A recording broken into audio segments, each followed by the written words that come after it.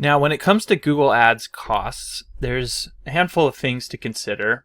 First of all, you're going to set your budget for each individual campaign. So your budget is set at the campaign level. You may have multiple different campaigns set up. So if you go to campaigns, click the campaigns drop down and click on campaigns here, you'll see your list of campaigns. I've already selected a campaign just so that we can look at one and isolate it. But the budget that you set here, Google's basically going to do some math on this. So it's going to take your daily budget and multiply it by 30.4, which 30.4 is the average number of days in a month, which is why it's showing right here. It's saying in September, you won't be charged more than $304 for this campaign. That's the goal, at least. Sometimes it'll spend like up to 10% more or 10%. Well, it can spend considerably less depending on different factors, but that's going to give you an indication. If you just hover over your budget here, it's going to kind of just tell you what to expect in terms of the monthly spend based on your daily budget. And things can fluctuate quite a bit from day to day.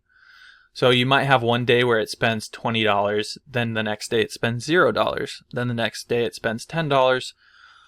But across the entire month, it's going to average out to be about $304 per month in this example, because our budget's set at $10 per day. Now, you can set a budget considerably lower than that. I think the lowest you can set is like a penny. So if you try to run a campaign at a penny a day, it's probably not going to get you any results, like 1 cent per day. So typically like at least $5, if not 10, preferably somewhere closer to like $20 or $30 per day is going to be like a good starting budget for a Google Ads campaign. But there's lots of different factors that play into this, like the amount of search traffic in the area that you're looking to advertise in. And so what I like to do when I'm trying to analyze what it's going to cost to run ads in a specific niche is to go over to the tools, and then under planning, you have this keyword planner. If you click on that, it's going to open up the keyword planner where you can enter in a keyword, like a seed keyword, so Phoenix Custom Closets, which is going to show all the different variations and similar keywords in this niche to the one that we entered in here. And then over here on the right side, it's going to show us the average cost per click on the low end as well as the high end. So if we have our ads set up properly and we're providing users with a good experience, we're going to be able to get closer to this low end bid. If the ads are not set up properly, we're not providing a solid user experience, we're probably going to be closer to this high end. So maybe put yourself somewhere in the middle, just to kind of get a sense of where things should be. But this isn't too far off. If we go back and look, our average cost per click in this campaign is $8.21. So some are $5, some are $14, which is averaging out to about $8.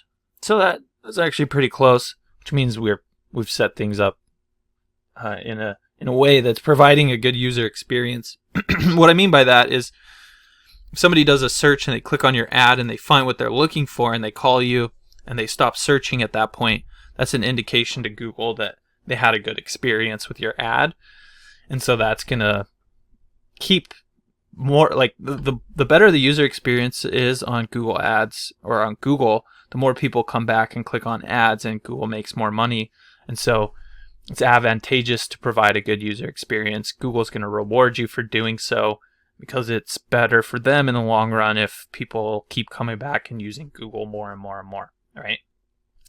We can also see the search volume for these keywords, and then we can do some math and figure out, like based on the keywords that we can advertise for and the search volume and the cost, roughly, there's probably like 1,000 clicks available per month for these keywords, and at $8 per click, maybe we can get 10% of those clicks. So 100 times 8 is going to be $800. I'm just using some very rough math here, but this will help you get a sense of what you can actually spend in a campaign in a given day. And so if $800 a month is the max that we could spend, we might want to set this at like $20 or $25, maybe just a little bit below what we think is the top end of what we can spend. And then you can just let it run and kind of get a sense of what the costs look like. You may find that it's only spending $10 a day on average, even though we set it to $20 a day, right? But of course, you can adjust your budget as time goes on. It's not something you really want to be messing around with every single day, but maybe every week or every 2 weeks, as Google's kind of learning how to show your ads to the right people, you can make adjustments as you go. But that's kind of the fundamentals of the Google Ads costs and how to set your budget, how to estimate what your cost is going to be in a given month, the minimum cost of Google Ads, which is 1 cent a day, even though I doubt you'd be able to really get your ads to run with a budget like that. But I hope you did find this video helpful. If there's anything you did have questions about, don't hesitate to reach out. You can just drop your questions in the comment section down below, and I'll be sure to get back to them there. Look, if you're the type of person that just doesn't even want to deal with Google Ads anymore, then you can always reach out to me. My company is Missoula SEO Geek. I'll leave a link to my website down below, but we do manage Google Ads for different companies and different industries, and you can come learn about what we do, what makes us unique. You can even read some of the testimonials from some businesses that we've taken from 0 to over $1 million in revenue, like this one here. And really just see that, this is the type of thing that's going to explode your business growth. So feel free to reach out. You can always give us a call or contact us through our website, and look forward to working with you.